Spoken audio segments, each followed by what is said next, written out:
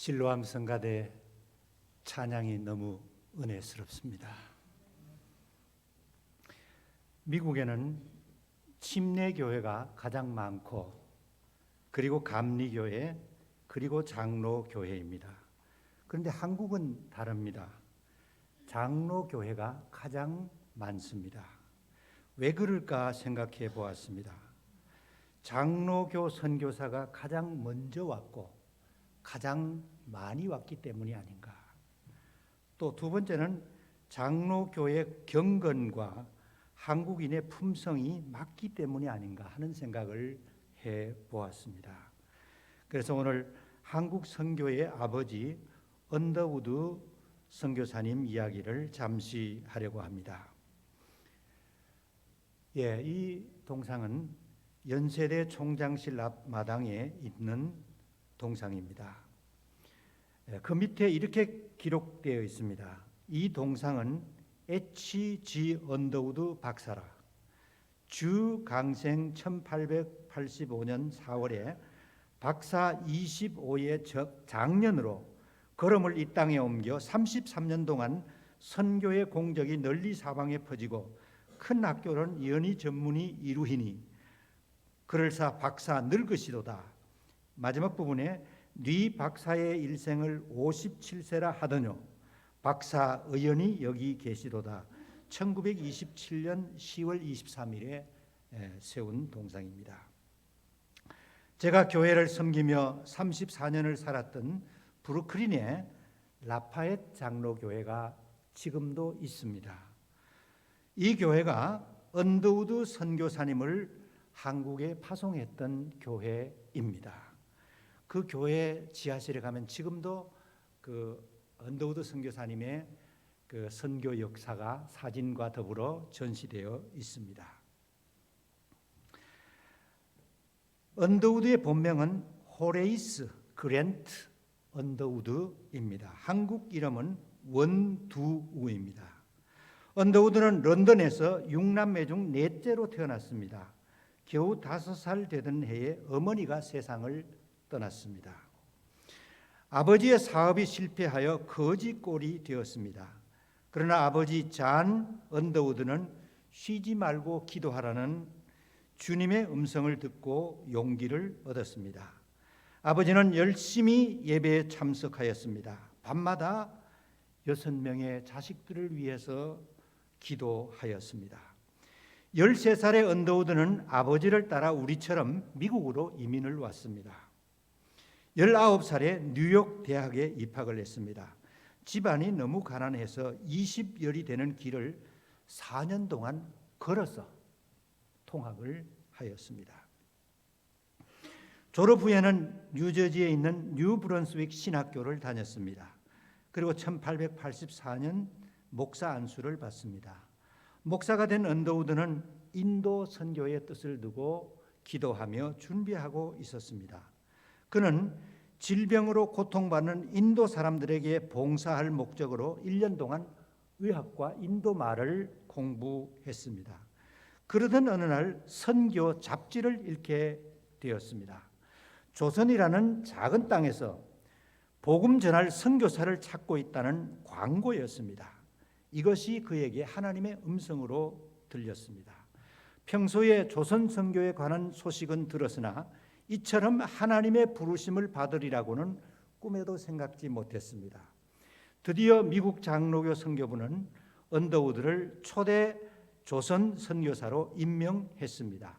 1885년 4월 5일 부활절 아침에 언더우드는 인천에 도착했습니다. 개신교 목사로서는 제일 먼저 입국한 정식 선교사였습니다. 언더우드는 서울에 입성한 지 사흘 만에 광해원에서 화학과 물리학을 가르쳤습니다. 고아원도 세우고 고아 학교도 세웠습니다. 그리고 입국한 지 3년 만에 한국 최초의 개신교회를 세웠습니다. 지금 광화문에 있는 세문안교회입니다. 1887년 9월 27일 14명의 교인들이 언더우드의 사랑방에 모여 예배를 드렸습니다. 지금도 이 세문안교회는 광화문에 있습니다. 13층으로 아주 잘 지었고 12층에 라운지가 광화문의 명소가 되었다고 합니다. 저도 한번 서울에 가면은 그 라운지를 한번 가볼 생각입니다. 언더우드는 학자이면서 한국어 대가였습니다. 1889년 한국어 문법과 영한 사전을 간행했습니다. 성서 번역위원회를 조직해서 신구약 성경을 순 한국말로 번역했습니다. 언더우드는 평화의 사도요 민족의 은인이었습니다. 1895년 명성왕후가 시해당했을 때 고종을 보살폈습니다. 일제가 조선의 주권을 빼앗았을 때도 가장 맹렬히 반대한 선교사였습니다. 그가 고아학교를 시작한 것이 지금의 경신중고등학교가 되었습니다. 언더우드는 종로 YMCA 지하실에서 교직원 16명과 60명의 학생을 데리고 학교를 시작했는데 그것이 오늘 연세대학의 기틀이 되었습니다. 언더우드는 미국에서 모금한 돈으로 서대문구 신촌에 19만 평 대지를 구입했습니다. 이것이 오늘의 연세대학을 세우게 된 것입니다. 당시 조선 총독부는 모든 학교는 일본말로 교육해야 한다는 법을 정했습니다. 언더우드는 환갑이 다 된 노인의 몸으로 일본에 가서 일본어를 배우기도 하였습니다. 그러나 너무 힘에 지쳐서 휴양차 미국으로 갔다가 병세가 악화되어 다시 한국 땅을 밟지 못했습니다. 언더우드는 1916년 뉴저지에서 하나님의 부르심을 받았습니다. 그의 나이 58세였고 조선에 온 지 31년 만이었습니다. 현재 양화진 외국인 선교사 묘지에는 미국에 묻혔다가 1999년 이장된 언더우드의 묘와 그의 부인 홀튼 여사의 묘와 맏아들 원한경 박사 내외 손자 원이란 자손 대대로 한국 땅에 살면서 한국인을 섬기다가 한국 땅에 묻혔습니다. 언더우드를 보면서 나는 어떻게 살다가 어디에 묻힐 것일까? 라는 질문을 해보게 되었습니다. 예수님의 말씀입니다. 한 알의 밀이 땅에 떨어져 썩지 아니하면 한 알 그대로 있고 썩으면 많은 열매를 맺느니라. 본문으로 들어갑니다. 예수님은 내가 해결할 수 없는 문제도 해결해 주십니다. 사람이 죽으면 그분이 가졌던 모든 문제는 사라집니다. 제가 잘 아는 분이셨습니다. 말기 암 수술을 받고 한 달간 병원에 입원을 했습니다. 그 후에 병원에 입원했다 퇴원했다를 수없이 반복해서 병원비가 20만 불이 나왔습니다. 그러나 그분이 돌아가시자 병원비는 종료되었습니다. 그분이 쓰신 크레딧 카드 빌도 끝이 났습니다. 사람이 죽으면 모든 트러블도 함께 사라집니다. 내가 지금 살아있는 것 자체가 모든 문제와 연결되어 있는 것입니다. 부모가 해결할 수 없는 자녀들의 결혼 문제가 있습니다. 청소년들은 자신이 해결하지 못하는 고민을 가지고 있습니다. 비즈니스를 하다 보면 내가 감당할 수 없는 액수가 필요할 때가 있습니다. 부부 사이에도 해결하기 어려운 문제가 생기기도 합니다. 의사가 고칠 수 없는 병으로 고생하는 분들이 우리 주위에 많습니다. 인간은 자신이 가진 문제를 해결하려고 애쓰면서 살아갑니다. 욥기 5장 7절에 이런 말씀이 있습니다. 인간이 고난을 타고 태어나는 것은 불꽃이 위로 올라가는 것과 같은 이치이다. 현재를 살고 있는 나에게 문제가 있는 것이 당연하다는 말씀입니다. 문제는 두 가지가 있습니다. 첫째는 내가 해결할 수 있는 문제가 있습니다. 둘째는 내가 핸들할 수 없는 문제도 많습니다. 성경은 이렇게 말씀합니다. 시편 55편 22절 우리 다 같이 읽겠습니다. 시작.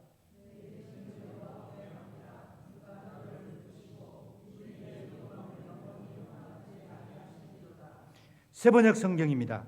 너의 짐을 주님께 맡겨라.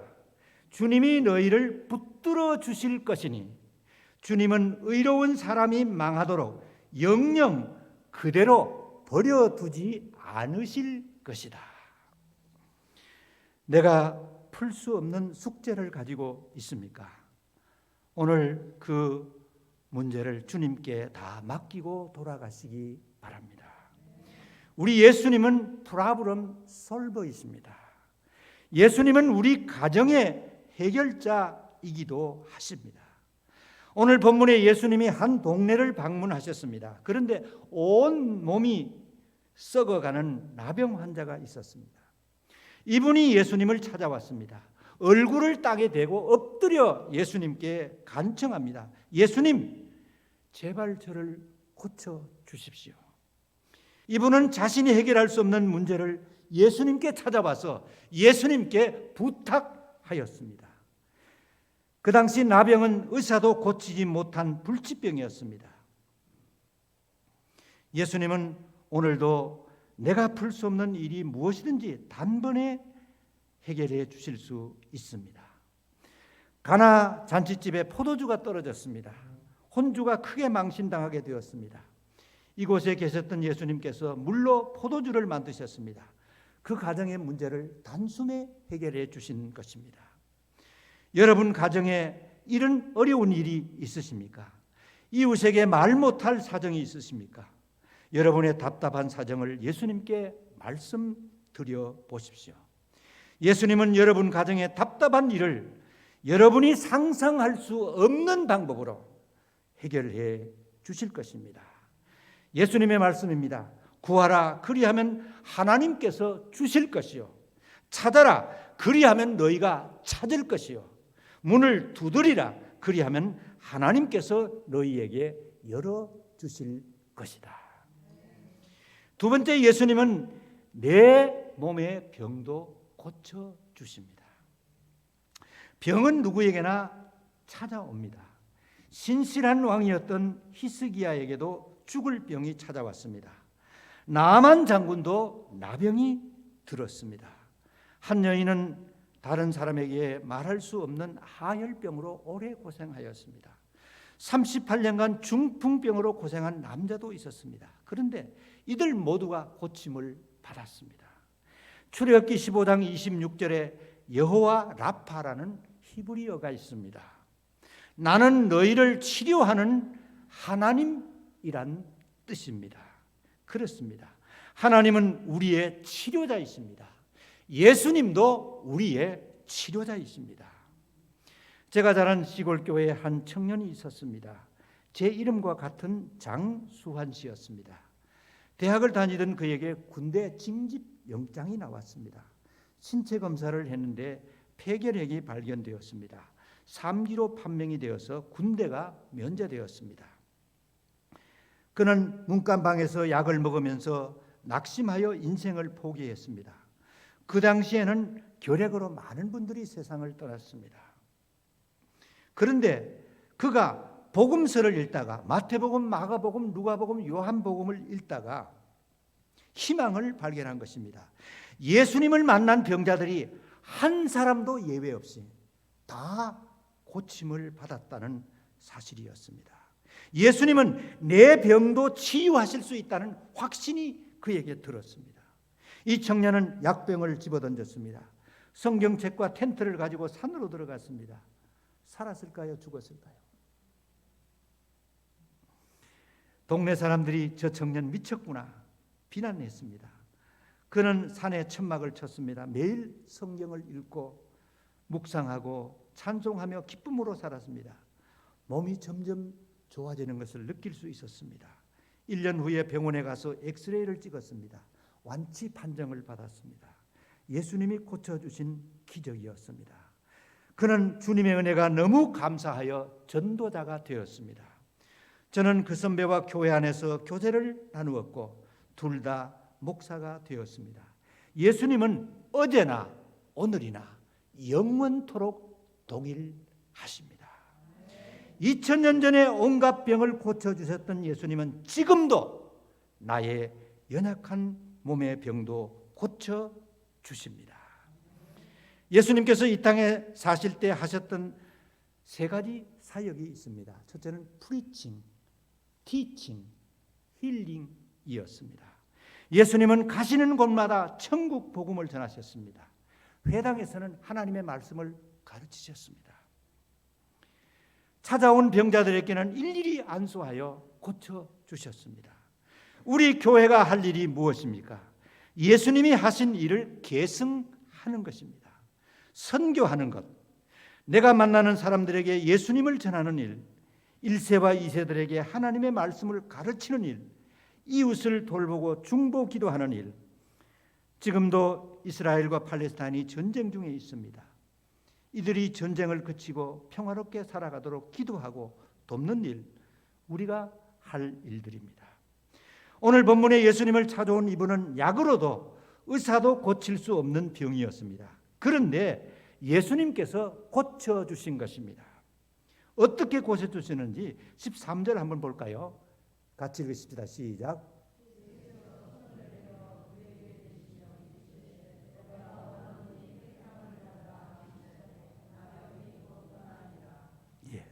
예수님께서 문둥병자가 찾아와서 고쳐달라고 간청할 때 그 진물나고 냄새나는 나병 환자에게 그 몸에 손을 얹으셨습니다. 그리고 깨끗함을 받으라고 하시자 곧 나병이 그에게서 떠나갔습니다. 오늘 예수님 이 시간 이곳에 와 계십니다. 여러분의 아픈 몸에 손을 얹어 주십니다. 아무개야 깨끗함을 받으라고 말씀하십니다. 예수님은 오늘도 여러분의 영혼과 여러분의 몸을 돌보고 계십니다. 예수님 당시에 영지주의자들이 살고 있었습니다. 오늘도 이런 사람들이 있습니다. 그들은 영적인 것은 무조건 선하고 육적인 것은 무조건 악하다고 생각했습니다. 잘못된 생각입니다. 내 영혼도 하나님이 주셨지만 내 몸도 하나님이 주신 선물입니다. 고린도전서 6장 19절에서 20절 말씀입니다. 너희 몸은 너희가 하나님께로부터 받은 바 너희 가운데 계신 성령의 전인 줄 알지 못하느냐. 그런즉 너희 몸으로 하나님께 영광을 돌리라. 나의 몸은, 여러분의 몸은 정말 귀한 것입니다. 하나님께서 주신 선물이기 때문입니다.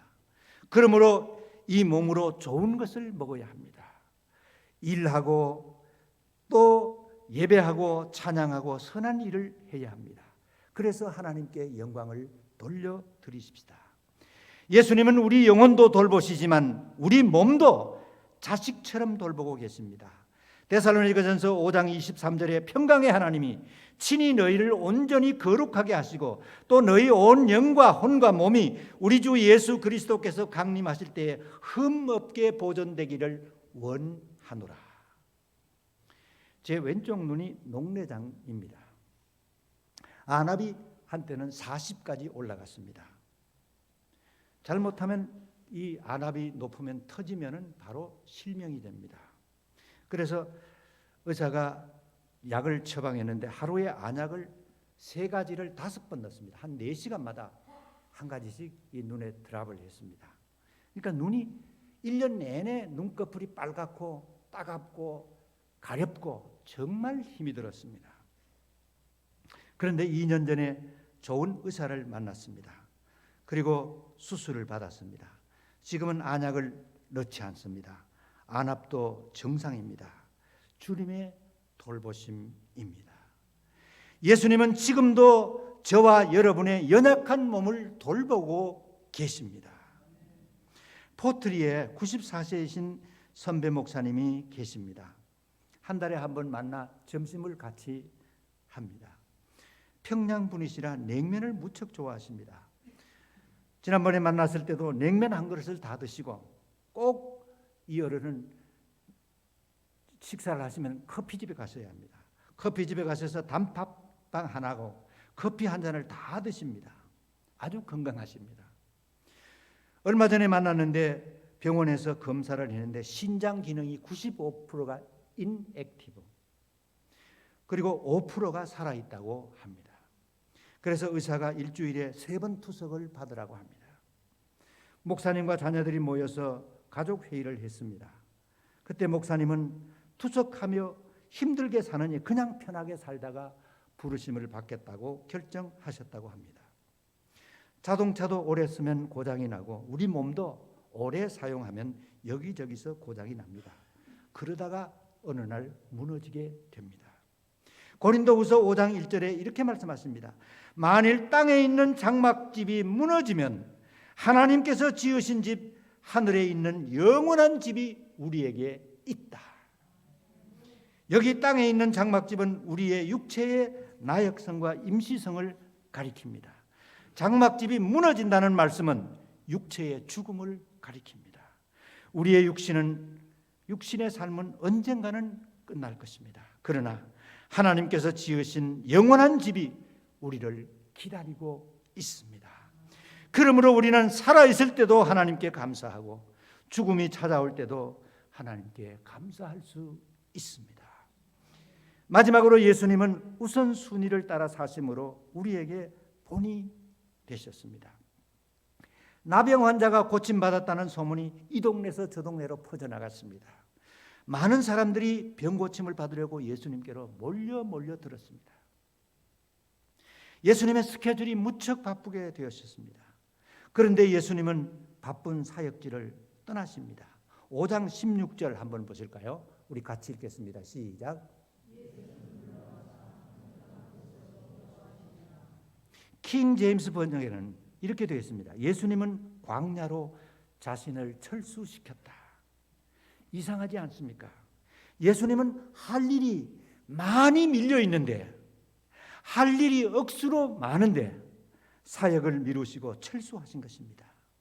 예수님은 무엇이 우선인지 구별하신 것입니다. 그런데 우리는 그 반대로 살 때가 많습니다. 일을 많이 하면 좋은 줄 압니다. 그래서 많은 이민자들이 하루 10시간, 15시간씩 일하기도 합니다. 예수님을 따르는 우리는 먼저 할 일과 나중 할 일을 구분할 줄 알아야 합니다. 우리가 교회에 와서 열심히 봉사해야 합니다. 그러나 봉사보다 앞서는 것은 예배입니다. 우리가 직장을 다니고 비즈니스도 열심히 해야 합니다. 그러나 예배를 제치고 일하는 것은 우선순위가 바뀐 것입니다. 제가 사는 집 근처에 뱀부 스시집이 있습니다. 그 집의 회덮밥이 아주 맛있습니다. 그래서 가끔은 저희 집사람과 같이 가기도 합니다. 50대 중반의 부부가 열심히 일하는 식당입니다. 그런데 이들은 한 주에 이틀 크로스합니다. 주일은 예배드리기 위해서 닫고 월요일은 한 주간 장사를 준비 위해서 닫습니다. 식당마다 주일이 장날이 아닙니까? 그런데도 이분들은 우선순위를 구분할 줄 아는 분들입니다. 25년을 그렇게 했는데 평일에 손님이 너무 많이 와서 아무 걱정이 없다고 합니다. 웨스트민스터 소회리 문답 1번에 이렇게 묻습니다. 사람의 제일 되는 목적이 무엇이냐? 답입니다. 사람의 제일 되는 목적은 하나님을 영화롭게 하며 영원토록 그를 즐거워하는 것이다. 우리가 미국에 와서 사는 목적이 무엇입니까? 자녀들을 위해 최선을 다하는 이유가 무엇입니까? 열심히 일하여 돈을 버는 목적이 무엇입니까? 내가 100살까지 건강하게 살아야 하는 이유가 무엇입니까? 여러분과 제가 이 땅을 살아가는 목적은 하나님을 영화롭게 하는 것입니다. 하나님을 영화롭게 하는 일은 예수님처럼 우선순위를 따라 살아가는 것입니다. 얼마 전에 라이프 리서치가 한 달에 한 번 이상 예배에 빠지는 이유를 조사했습니다. 첫째는 좋은 날씨 때문에 빠진다고 합니다. 좋은 날씨니까 등산도 하고 운동도 하고 야외 활동도 하느라고. 두 번째는 피곤해서 좀 더 자려고. 세 번째는 야구, 축구, 테니스, 골프 결승 중계를 보려고. 네 번째 친구를 만나거나 동호회를 참석하려고. 다섯 번째 비가 오거나 눈이 오면 예배를 빠진다. 감사한 것은 교단별로 장로 교인이 예배에 빠지는 비율이 가장 낮다는 사실입니다. 이번 한 주간 우리가 지켜야 할 우선순위가 무엇입니까? 주일 예배입니다. 다른 것은 양보할지라도 주일 예배는 양보해서 안 됩니다.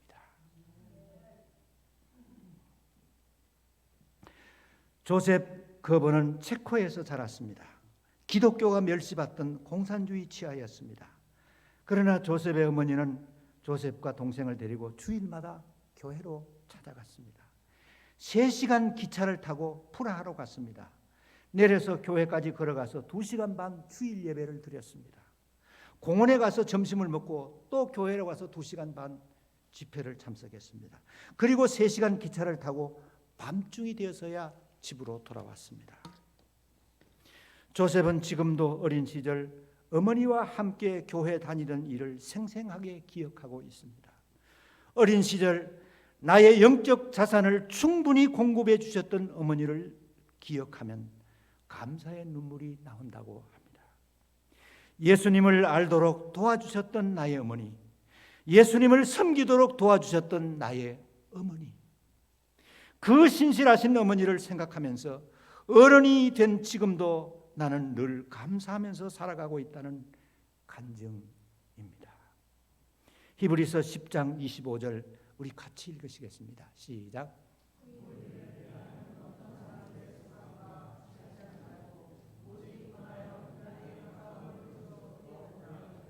세번역 성경입니다.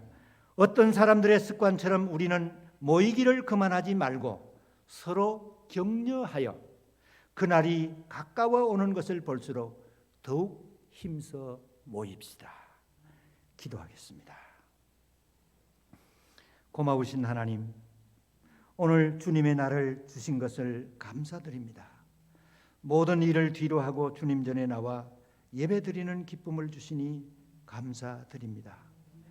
지난날 내가 고민했던 문제, 내가 해결하지 못한 일들 주님의 방법으로 늘 해결해 주신 것을 감사드립니다. 지금도 내 믿음이 연약하여 낙심할 때가 종종 있습니다. 내 몸이 약하여 우울할 때도 있습니다. 우리 가정에 풀어야 할 숙제도 있습니다. 능력이 많으신 예수님, 문제 해결자이신 예수님, 저희들을 도와주시옵소서. 이 땅에 살아야 할 시간이 얼마 남았는지 우리는 알 수 없습니다. 그러나 내가 하는 작은 일마다 하나님께 영광이 되기를 소원합니다. 우리 예수님처럼 매일매일 우선순위를 따라 살게 하여 주시옵소서. 다시 오실 우리 주 예수 그리스도의 이름으로 기도드립니다. 아멘.